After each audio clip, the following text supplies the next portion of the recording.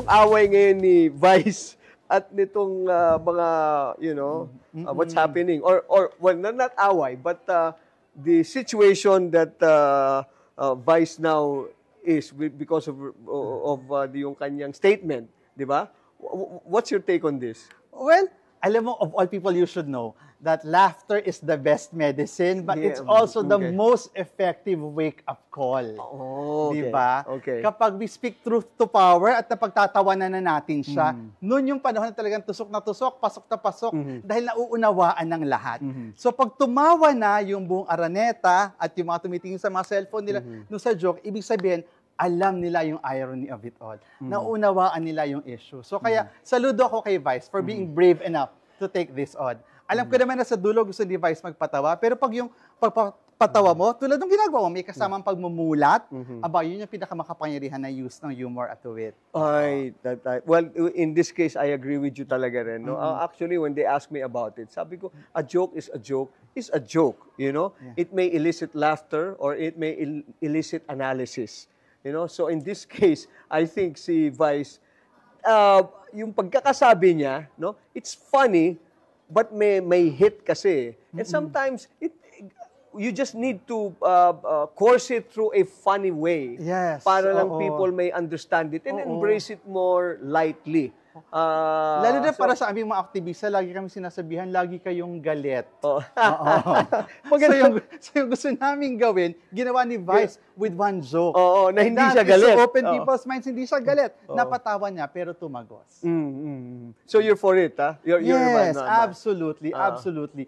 When we speak truth to power, we can use humor and creative forms. Hindi siya bago sa kasaysayan ng Pilipinas. Sa lumang panahon ginagamit yung mga lumang sarswela, di ba? Para magbigay ng social commentary. Exactly.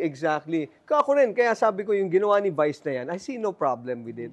It's actually really funny. Because, well, truth to tell, ganun din mga jokes ko sa late night show ko noon before. Correct, diba? Yes. So, kaya lang siguro si Vice kasi talagang Araneta and everything else, and nandun yata yung ibang sensitive na no? Pero still, tama ka doon, Kong Mother, na talagang, nag-hit siya ng nerve, no? Pero wala tayong magagawa. It's a joke. Wala namang problema dapat yan, Kumbaga, laging bato-bato sa langit. Tumawag magalit. It's all in the spirit of fun.